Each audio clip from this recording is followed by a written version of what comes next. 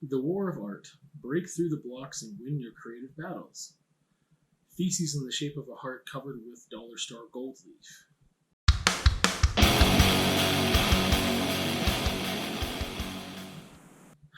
This is a book called The War of Art.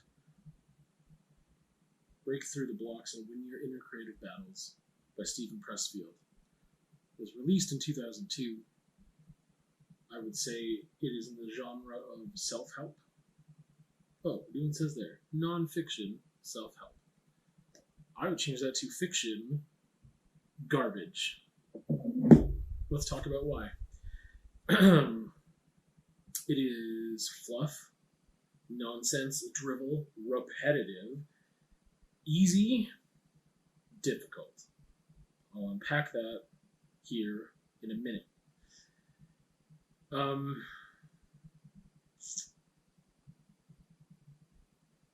Going back to the intro. Feces in the shape of a heart covered with dollar store gold leaf. Basically, it looks nice and simple. Even the title talks about trying to break through the blocks, which you could probably consider art block or writer's block or a creative block, winning your inner creative battles. And that's absolute nonsense and garbage. This book doesn't do anything to help you in any way whatsoever. I think that if I was imprisoned with no human activity or any other book ever to read at all, I would still not read this book again. If I had no stimulation, I would not pick this book up because it is the worst thing I've ever read. It presents itself as one thing, and it is very quickly and easily determined to not even be close to that thing, but quite the opposite. Thus the intro. I talk about being fluff and really repetitive and easy. So let's address those things first. He talks about something called resistance, as he labels it, which he almost compares to the devil and demons and Satan himself, and how resistance, this entity of resistance, tries to bring you down at any cost and lies to you, deceives you, and how you need to fight resistance. And I would say 80 to 90% of the book just talks about fighting resistance. Also, when I talk about it being fluff,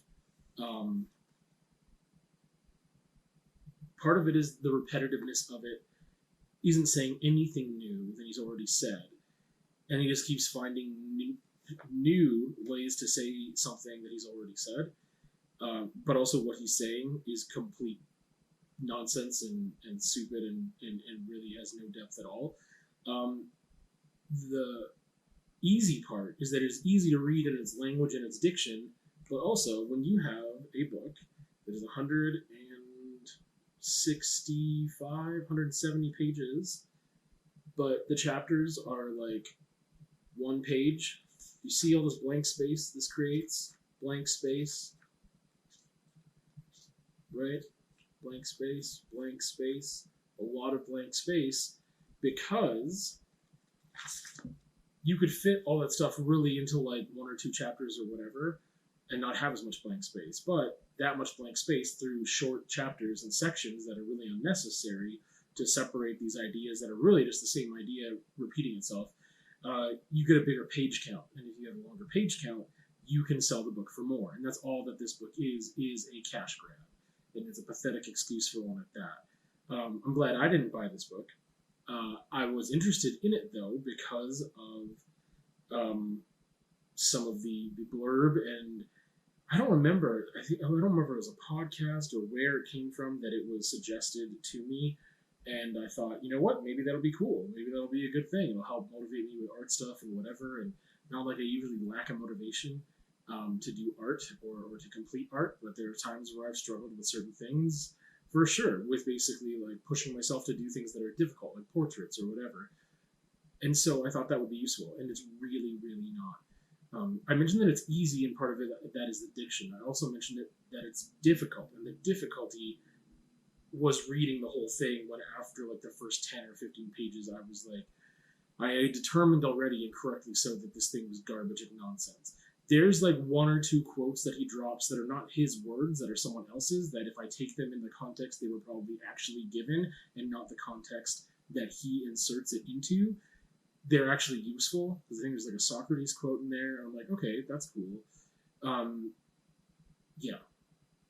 So, in summary, some of the things that he discusses God and angels as the muse. He discusses, which I think is a really dangerous idea. He talks about, in order to fight resistance, that the trick, one of the tricks that resistance plays on you, is that you need to take a rest and you need to take a break. And that if you do that, then you're giving in to resistance. And he talks about, like, oh, you got a sprained ankle, who cares? You feel depressed, it doesn't matter. And it's just like, you have a mental health condition, who cares? Just keep fighting through it, just keep going. No, that's not how that works. Like, sometimes, I mean, if it's physical, mental, or emotional, you do need to take a pause, to regroup. You need to do something different in order to heal and be ready to continue. And so there is danger in doing that sometimes, because you can get too comfortable with taking too long of a pause, and you might not get back into things and pushing yourself and challenging yourself when you need to. And you might lose momentum in your life, and you might, again, get too comfortable taking a rest. So sure, that's a thing. He doesn't discuss that, though. He just says how you can't take a break ever at all for any reason, because that's the devil. So playing hurt is a big thing that I was like, this is garbage. Like, if someone takes this to heart and they have a certain condition, that's really going to be no good and really negatively impact them. So for the long term, he's just incredibly shallow. He poses as this really almost like a self-help guru, and it's incredibly transparent. And again, like this exists. I don't believe that he even believes in this. Again, the amount of repetitiveness in this book, everyone that helped put this out is just looking to make money. That's all that this is. What did I feel emotionally? I don't know if eye rolling is an emotion, but that's what that was the majority of the time. Anger and frustration. Anger because of the falsehood presented and the donning a cloak of profit that he does here. And frustration that I was still reading, but I was like, maybe I'll find a nugget in here, and other than like a Socrates quote, no. Target audience? No one. Is it important? What is its function? I know what its function is supposed to be, which I've already expressed. Does it do that? Absolutely not. Shelf placement? It is off the shelf. This book is garbage. So that's where it'll go.